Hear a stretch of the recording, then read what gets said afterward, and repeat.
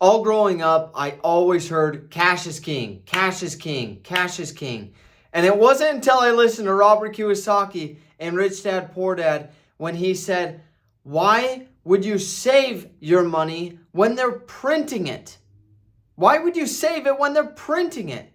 And if you think about it, that makes a lot of sense, right? If they're printing tons of money, think of it like a Monopoly game, okay? Let's say you, me, and another person are playing Monopoly, right?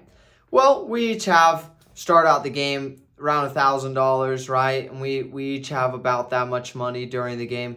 Well, let's say that I take $5,000 and put it in my wallet of Monopoly money. And you're like, you don't notice it, but you notice that somehow I have more money and I'm able to make better deals. I'm able to say, hey, I'll buy your railroads for this. I'll buy your houses for this. And I'm offering even more, right? And then I start to take more and more and more money out of the bank, right? That's not my money. But I'm artificially getting this money. And let's say eventually I get $1 million and I buy up everything. I just use fake money. What happened to your money? Your money naturally was devalued because I took fake money. It wasn't mine. And when I heard this concept of why would you save it when they're printing it, and relating to that Monopoly situation, that's when I really started to question things and said, is cash really trash or is it still king? That's what we're going to go into in this video.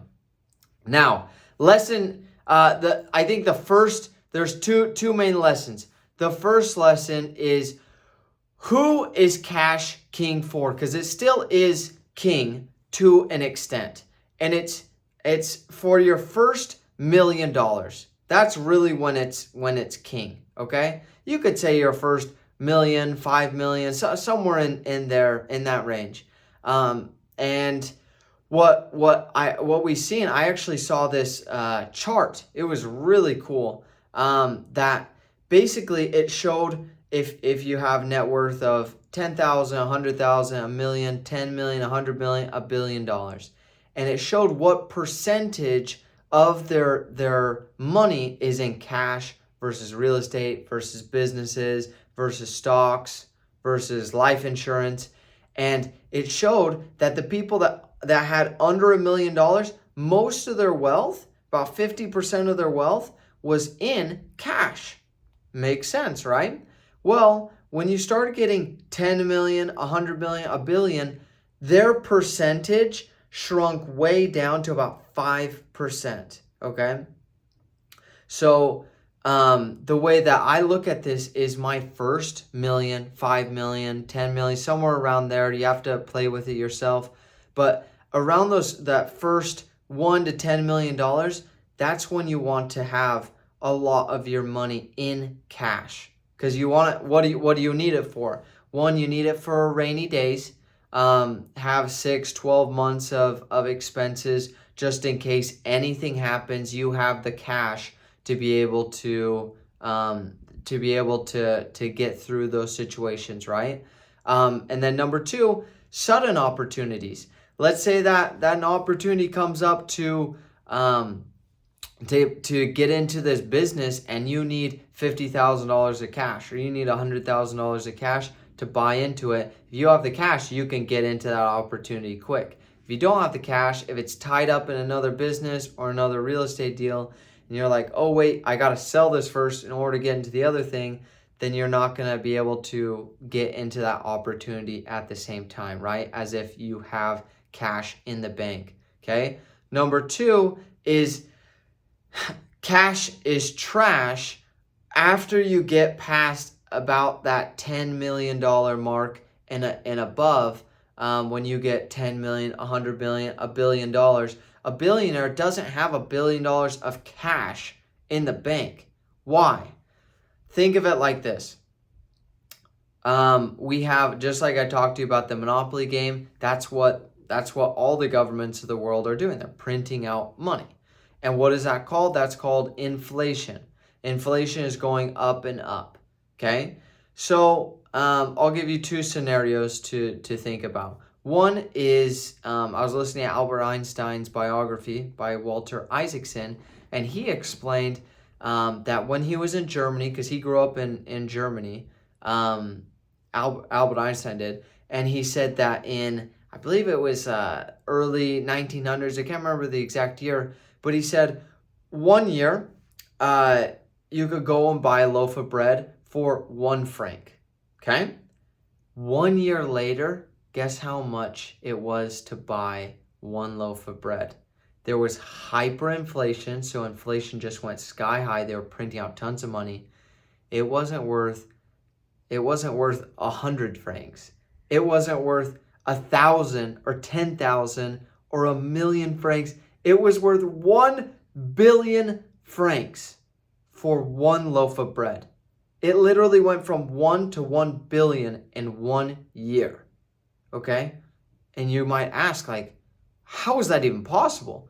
Because let's say that everybody has, just like that Monopoly game, $1,000, let's just say, and then the government starts printing out billions and trillions and quadrillions of dollars because they want to pay for war and they want to pay for this and that. Well, it devalues everybody else's money because they're making fake money over there. I'll give you my second scenario of why cash is trash. Girl Scout cookies, okay? In 1933, you could buy a box of Girl Scout cookies for 23 cents, okay? In 1981, so 48 years later, it was $1.50. So that's 6.5 times more, okay? Then from 1981 to 2023, it went up to $6. So that's 4 times increase, okay? So 6.5 times increase in about 50 years, and then 4 times increase in 40 years. So you can take the average over that. It goes up about 5 times every 50 years. Okay, and this is, you could take barrels of oil, you could take milk, you could take whatever you want. It's just a random example of Girl Scout cookies, okay? Well, let's say that you're like, okay, I need to get a Roth IRA, okay? And if I put in the minimum amount every single month for the next 40 years, then in 40 years, I'm going to have $2 million. Well, hold up. That $2 million isn't going to be $2 million in our money today. That's going to be $2 million in the future, which would be what? It's going to be 5 times less. And that's just historic. That's what we've seen in our own country. And in fact, it's probably going to be a lot less because they're increasing the amount that they're printing even faster and faster and faster.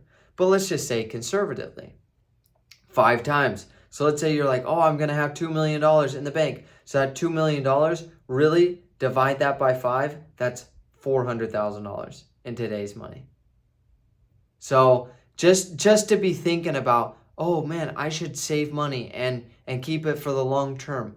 Well, really, you got to keep in mind inflation, that it's one of the biggest taxes on our money. Okay? It's not just income tax and sales tax and property tax and value added tax and all these other taxes. Inflation is one of the biggest taxes. So recap, cash is king for your first million, 2 million, 3 million, around there between $1 to $10 million, because you have to have money for rainy days, emergencies, and then also quick opportunities, sudden opportunities. But then after that, you want to put your money into real estate and businesses and other assets, okay, that won't depreciate and won't devalue over time. Because a business is going to be able to charge more. Real estate, it's going to be worth more. Art, it's going to be worth more. It's going to go up with the value. Gold and silver, it keeps its value because there's a limited supply, okay? So that's the point, is that cash is king for the first couple $1 million, and cash is trash after that because of inflation, and they're just printing it off, and you're not gonna, your money is just losing value the more and more it sits in the bank account every single year. you know? So my challenge to you is go ahead, one, evaluate where you're at with your situation. What percentage of your money do you want to keep as cash? Maybe you're at that starting stage, you're just making your first couple million and you want to keep more cash in the bank. Awesome. Let's say you're above that stage, you're like, oh man, I need to put that cash in other investments that will continue to rise in value versus this worthless currency that's going down and down in value every single year. Okay, you can think of it like an investment. If you're like, oh, I want to invest in US dollars, then just put it in a savings account, and you're going to be losing 4, 5, 6, 7% every single year over year. Okay, versus putting in an investment and you have to do the calculation of inflation minus your investment, which we can talk about in another video. Okay, so go ahead, evaluate your situation, and then 2, go ahead and take my course, my masterclass on how to start and automate your business. We go over all these different things of how to start and automate your business. It's a very, very thorough course. And if you're looking to grow and automate your business, we talk about how to do that in the first year to make $100,000 a month. I will see you in the course, and we'll see you later.